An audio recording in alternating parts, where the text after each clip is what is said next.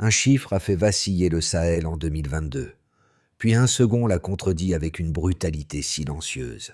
Là où tout semblait s'effondrer, les villages du Burkina Faso ont recommencé à vibrer, comme si une mécanique invisible déplaçait la peur pour faire place au travail. Mais que signifie vraiment ce renversement pour un observateur lointain, alors qu'Ibrahim Traoré mise sur une paix cultivée plutôt que proclamée? Dans la poussière du Sahel, une certitude fulgurante surgit. La stabilité se mesure d'abord à la respiration d'un pays. Si le premier choc du récit burkinabé a surpris, le véritable enjeu apparaît dans la promesse implicite qui suit. Comprendre comment un pays fracturé tente de reconstruire sa sécurité en partant du sol, non des tribunes. Le spectateur n'est pas invité à admirer un miracle, mais à saisir une équation risquée. Lorsque l'État mise sur la proximité plutôt que sur l'assistance lointaine, chaque erreur coûte cher, mais chaque progrès transforme la vie quotidienne. Cette approche exige une lecture lucide, car elle repose moins sur des slogans que sur des mécanismes précis. Le retour des marchés, la réouverture des points d'eau, la stabilisation des axes ruraux. Dans cette logique, l'intérêt pour le public devient clair. Suivre ce modèle, c'est observer comment une nation cherche à tenir debout sans s'en remettre à la générosité extérieure. Et derrière cette promesse se cache une tension discrète mais décisive. Que se passe-t-il quand la dignité tente de remplacer la dépendance? L'histoire à venir ne garantit ni triomphe ni échec. Elle offre un cadre pour comprendre comment un territoire tente de se réinventer en déplaçant le centre de gravité de son propre avenir. 28 bataillons ont été déployés et plus d'1 million de déplacés sont revenus. Ces deux chiffres, simples en apparence, dévoilent la bascule du Burkina Faso, avant même qu'on ne comprenne toute son étendue. Ils résument une mutation qui n'a rien de spectaculaire, mais dont l'effet cumulé transforme silencieusement la géographie humaine du Sahel. Lorsque l'on remonte la chaîne causale de cette transition, un motif net apparaît.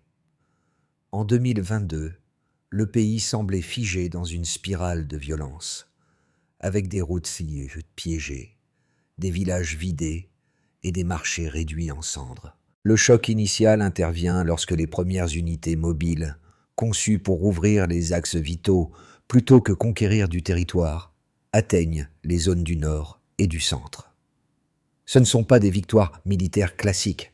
Chaque tronçon libéré signifie un puits rouvert, une école qui retrouve ses élèves, un marché improvisé où les étals reviennent timidement. Ibrahim Traoré structure alors une doctrine qui inverse l'ordre habituel du développement. Sécuriser d'abord, stabiliser ensuite, reconstruire enfin. Cette logique, souvent mal comprise par les observateurs extérieurs, repose sur une idée simple mais exigeante.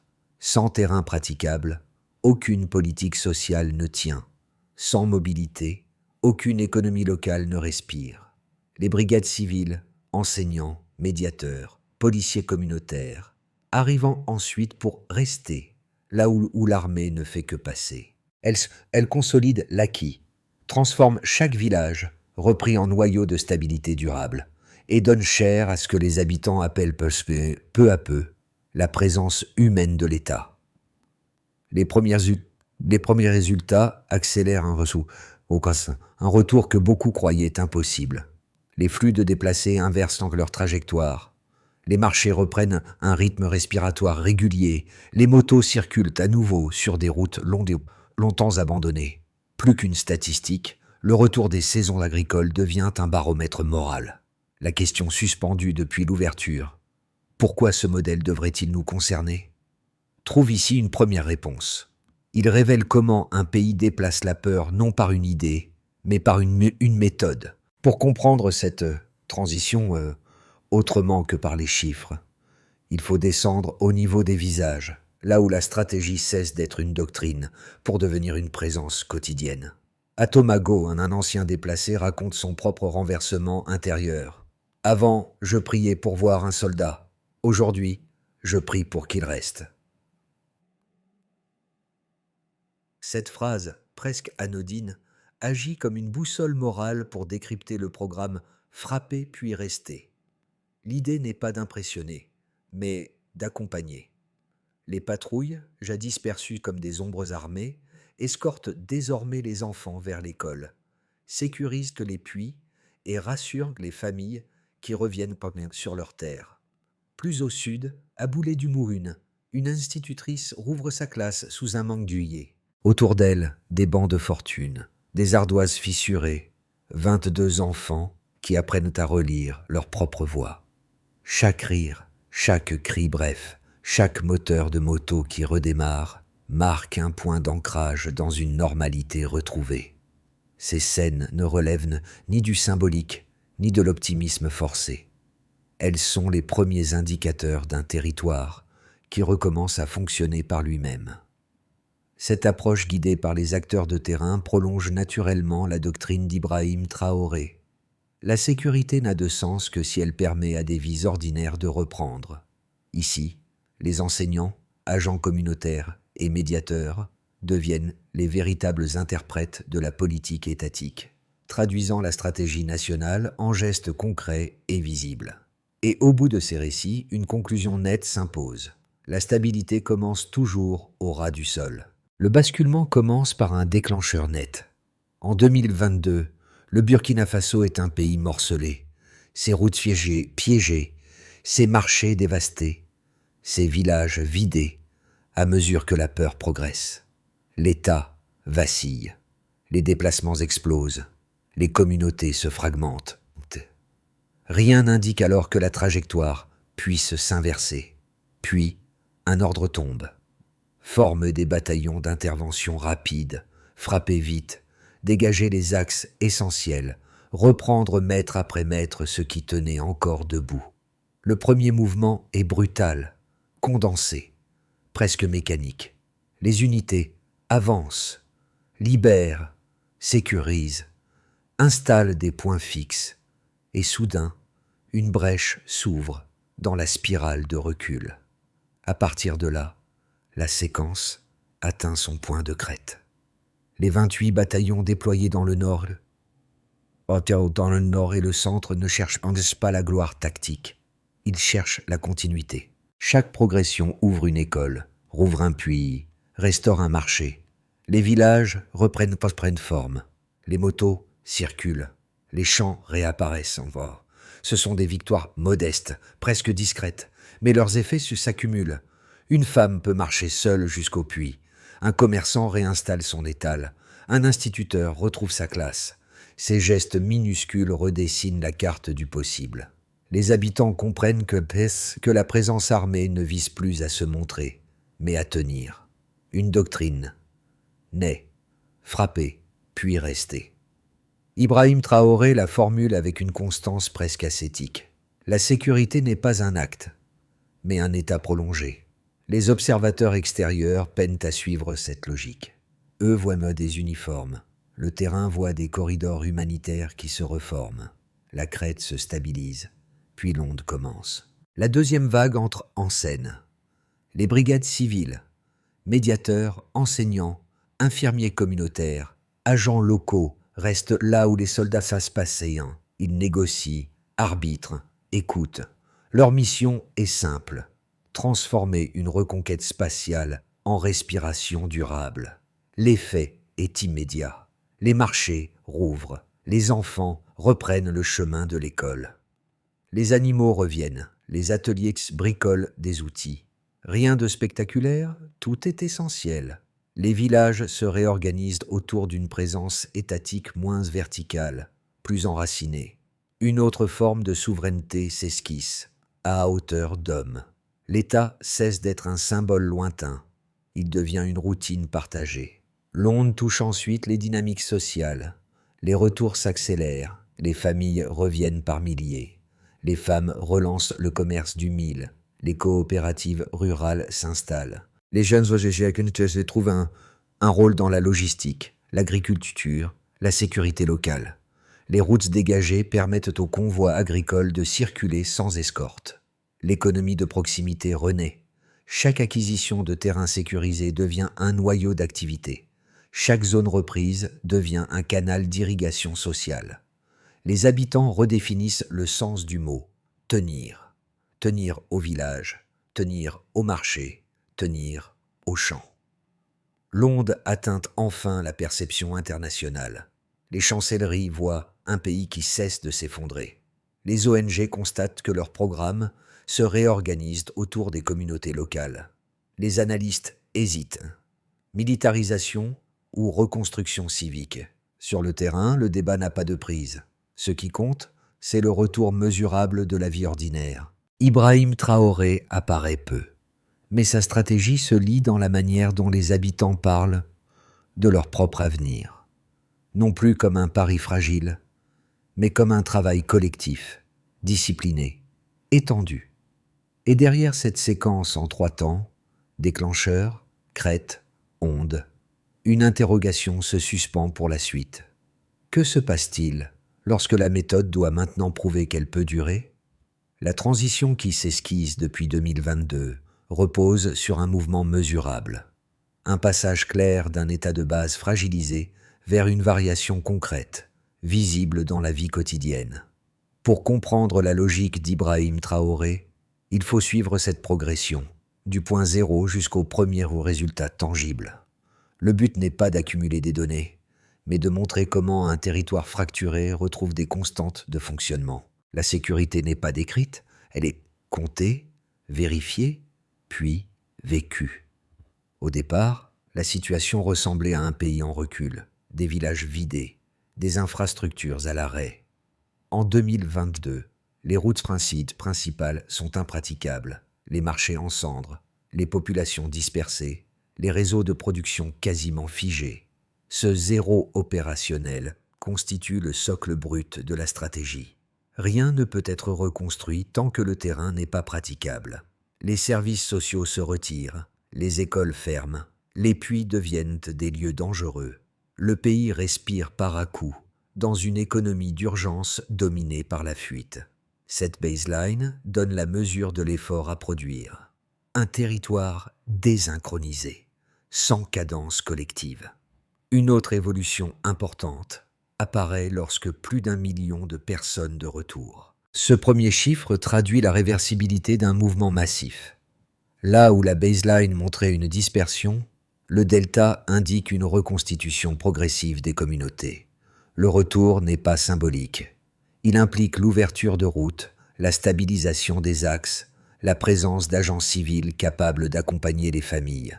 Chaque foyer qui revient signifie une habitation restaurée, un champ réinvesti, un marché local réactivé.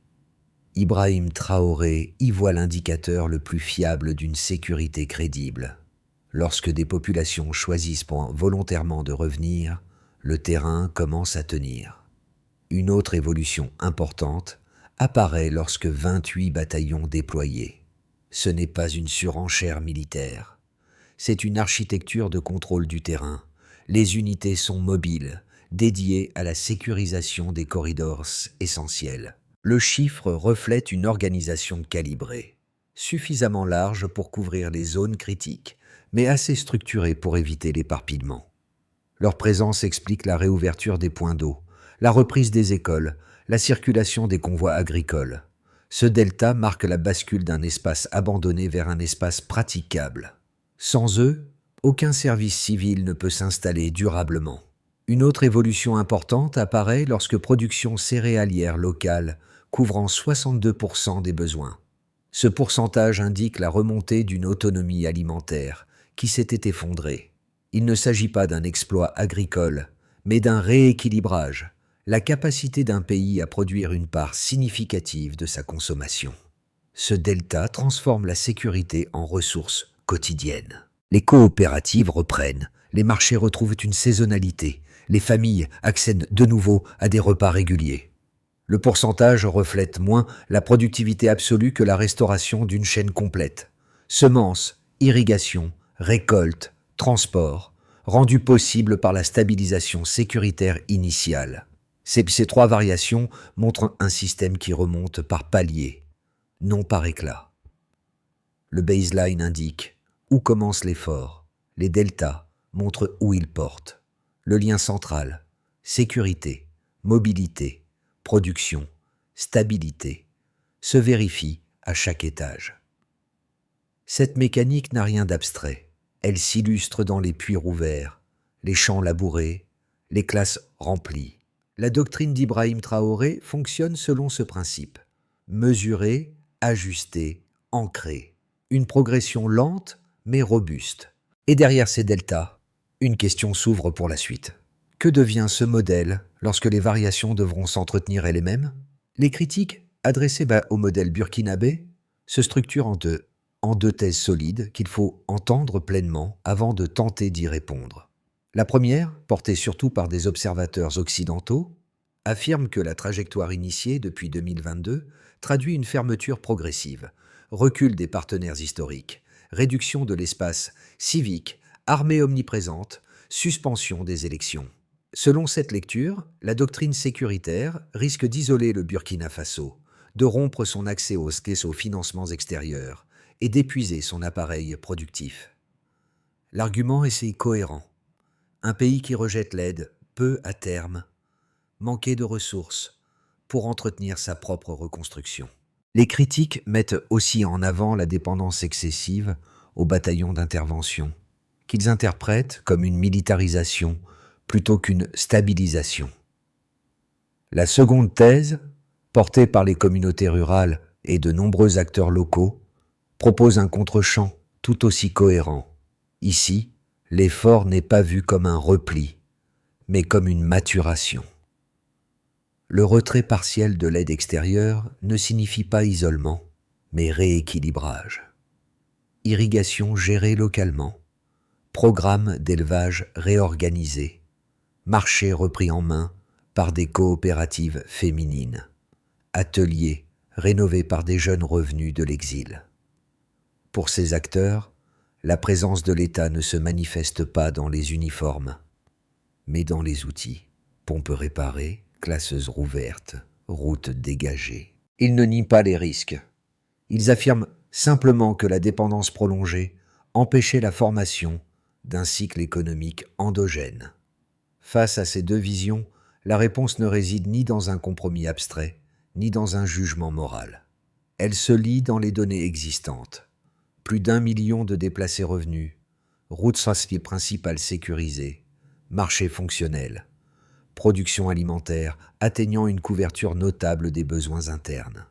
Ces indicateurs montrent non pas une fermeture autarcique, mais une tentative de transférer la responsabilité vers les communautés, sans exclure la coopération lorsque celle-ci respecte la souveraineté locale. Ainsi se dessine la position la plus robuste, reconnaître les risques signalés par le premier camp, mais constater que sur le terrain, la dynamique réelle s'articule autour d'une autonomie graduelle plutôt qu'un isolement idéologique.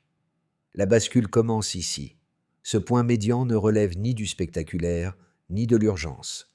Il signale le moment où la stratégie cesse d'être une réaction et devient une méthode assumée. Jusqu'ici, l'avancée reposait sur une équation simple, sécuriser pour permettre le retour. Désormais, le cœur du modèle se déplace. Il s'agit de transformer la présence, de passer de l'intervention au maintien, du geste rapide au geste répété. Dans cette zone de transition, les villages perçoivent un changement subtil mais décisif. Les brigades civiles deviennent le centre de gravité. Les médiateurs restent. Les enseignants stabilisent. Les petits services communautaires créent des routines qui ancrent la normalité. Les marchés reprennent une cadence reconnaissable. Les saisons agricoles s'alignent de nouveau. Cette progression n'a rien d'intuitif. Elle repose sur un maillage humain dense, pensé dès le départ par Ibrahim Traoré. Sa doctrine, frapper puis rester, atteint ici sa cohérence maximale. Le pivot tient dans un fait simple. La paix ne dépend plus seulement de l'absence d'attaque, mais de la présence continue d'acteurs capables de tenir le territoire par l'usage du quotidien. Le récit quitte alors le domaine militaire pour entrer dans celui de la persistance sociale, bien plus exigeante et bien plus fragile. L'impact réel du modèle burkinabé se mesure d'abord dans la vie des populations rurales, les familles revenus dans le nord et le centre, réoccupent leurs parcelles, réparent les puits et reconstituent les jardins vivriers. Les femmes relancent les marchés de mil, retrouvant un contrôle direct sur leurs revenus, tandis que les enfants reprennent les canastas dans des écoles rouvertes, parfois sous un simple manguier. Cette normalité retrouvée, encore fragile, repose sur une présence civile continue qui rend la sécurité visible au quotidien. Pour beaucoup, c'est l'incarnation la plus directe de la vision d'Ibrahim Traoré, une paix ancrée dans le geste, non dans la proclamation. Dans le monde économique, les faits se lient dans la réactivation des circuits locaux.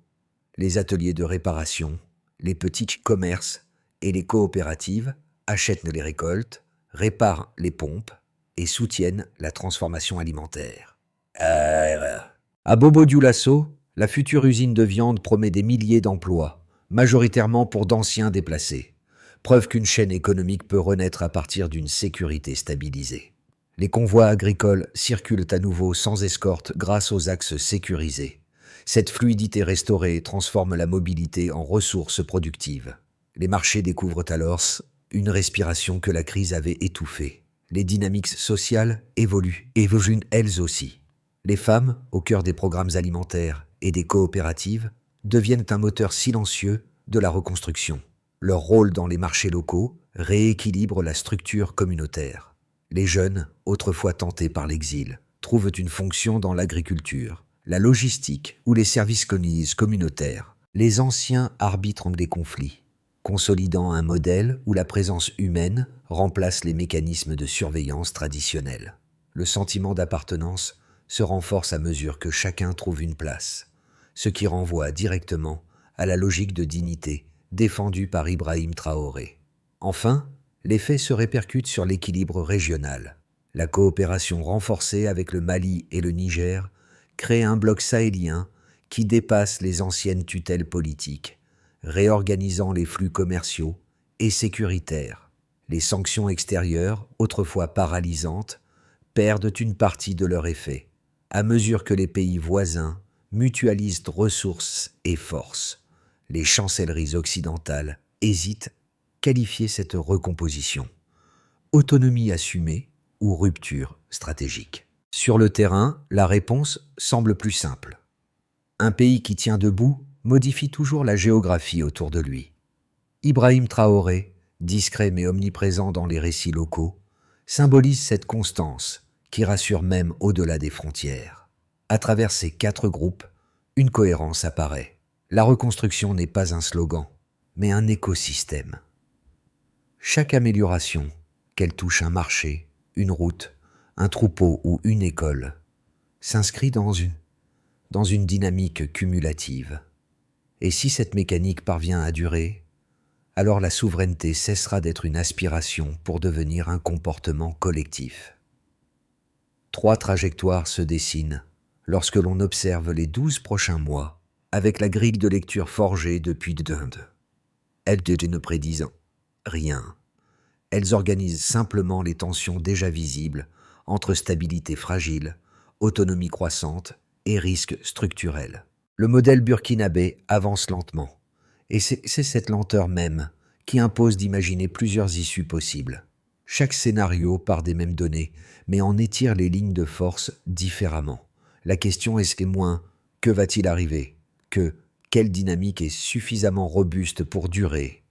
Dans une trajectoire de continuité vigilante, dans cette trajectoire, les tendances actuelles se prolongent.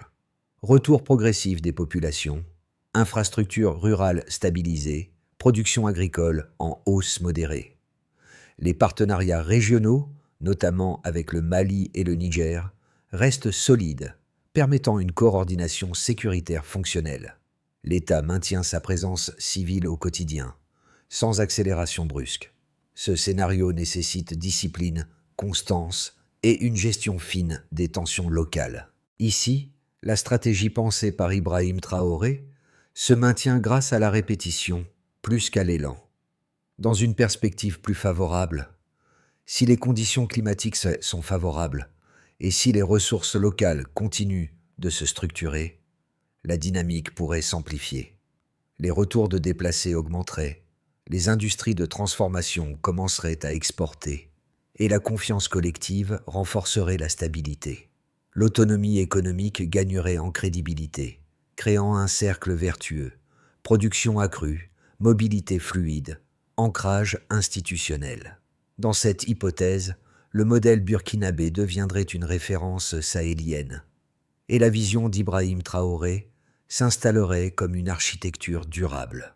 Dans un scénario plus fragile, une saison climatique défavorable ou une dégradation sécuritaire aux frontières pourrait inverser certains acquis. Les récoltes baisseraient, les déplacements internes reprendraient, et l'État devrait arbitrer entre urgence immédiate et consolidation structurelle. La fatigue collective pourrait fragiliser l'élan retrouvé. Ce scénario ne nie pas la méthode, il souligne simplement la sensibilité du système à des facteurs extérieurs qui dépassent la volonté nationale. À travers ces trois chemins possibles, une recommandation s'impose.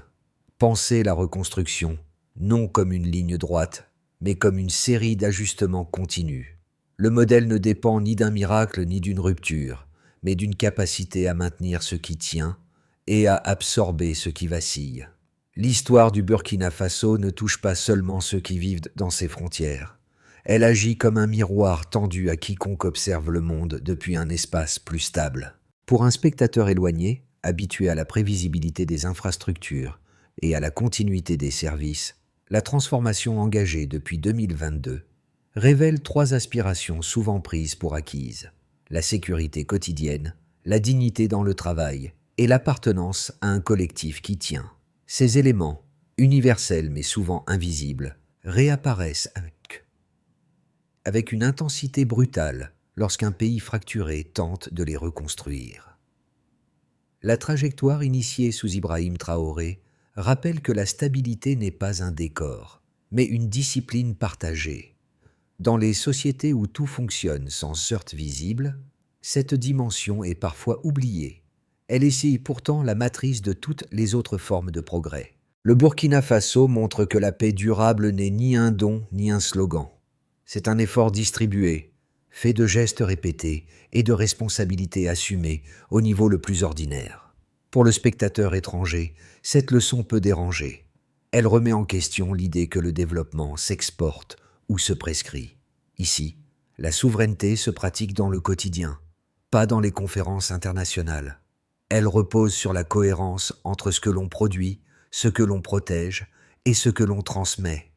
Les villages burkinabés, avec leurs écoles sous les arbres, et Krachesao et leurs marchés renaissants, rappellent qu'aucun pays n'existe vraiment que lorsque ses habitants peuvent prévoir le lendemain.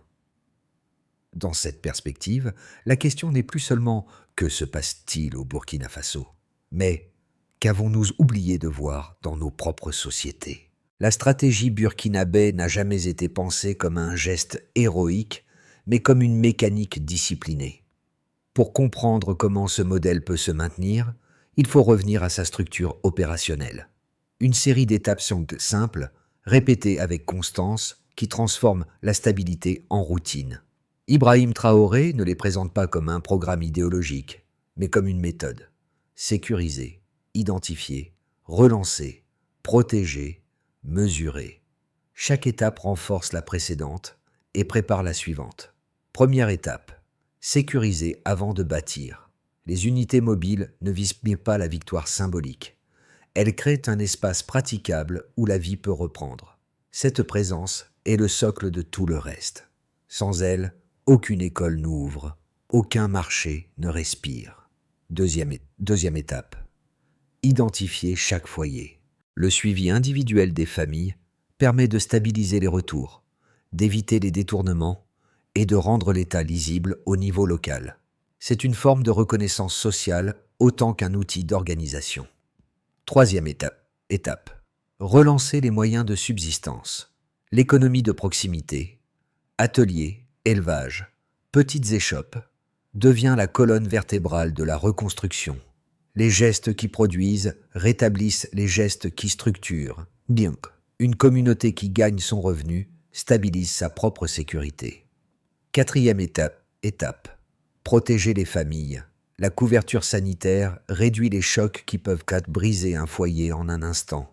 Elle consolide la confiance, indispensable à toute dynamique de retour ou de production. Cinquième étape. Mesurer pour tenir. Les indicateurs ne servent pas à convaincre, mais à ajuster. Ils montrent où l'effort s'ancre et où il glisse. Dans une stratégie lente, cette boucle de vérification est vitale. Cette feuille de route fonctionne parce qu'elle s'appuie sur des tâches modestes, mais tenues. C'est ainsi que le modèle voulu par Ibrahim Traoré peut espérer durer, en transformant l'effort en habitude collective. Lorsque le jour s'éteint sur Ouagadougou, un motif revient toujours, le murmure régulier des pompes à eau. Ce son discret qui avait disparu lorsque les villages s'étaient vidés. C'est ce motif, simple, grave, obstiné, qui rappelle le chemin parcouru depuis les premières routes. Dégagé. Le pays ne célèbre pas une victoire. Il retrouve une respiration. Les marchés rouvrent sans éclat, les enfants chantent sous les arbres, les troupeaux se rassemblent près des puits. Chaque geste renvoie à l'image d'un quotidien réparé, celle que les habitants eux-mêmes décrivent comme la vie qui revient bloc par bloc. Ibrahim Traoré apparaît rarement dans ces scènes, mais son empreinte circule à travers elles, non pas sous forme d'autorité, mais comme une constance, la décision lente de tenir, même quand rien n'est garanti. Le motif des pompes, des bancs en planche, des classes improvisées, sert alors de fil conducteur. La lenteur devient une force. Dans ce retour patient, la politique cesse d'être un programme et redevient une présence. Les villages reconnaissent leur propre silhouette, non celle imposée de l'extérieur. Et à mesure que la nuit tombe sur la poussière du Sahel, une évidence se forme. La reconstruction la plus durable est celle qui ne cherche pas à impressionner, mais à rester. L'histoire du Burkina Faso ne demande ni adhésion automatique, ni admiration distante. Elle invite simplement à regarder autrement ce que signifie aider et ce que signifie tenir. Ici, la souveraineté n'est pas un slogan en politique, mais un ensemble de gestes répétés, cultiver, protéger, enseigner, reconstruire, qui donnent forme